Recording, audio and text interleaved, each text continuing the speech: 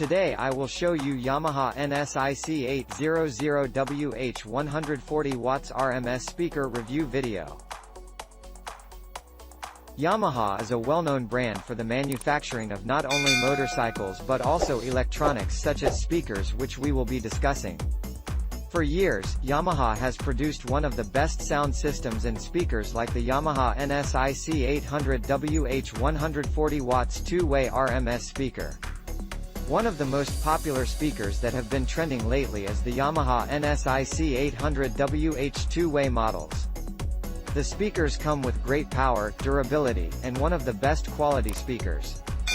Features: crossover type two-way, maximum frequency response 28 kHz, physical characteristics color white. Input power, maximum, nominal, 140W 50W, impedance 8 ohm, physical characteristics depth 4.3. Driver type dome, crossover frequency 3.50 kHz, physical characteristics diameter 10.9. Slim profile design for flush in selling or wall mounting. Sealed back cover protects against dust and moisture.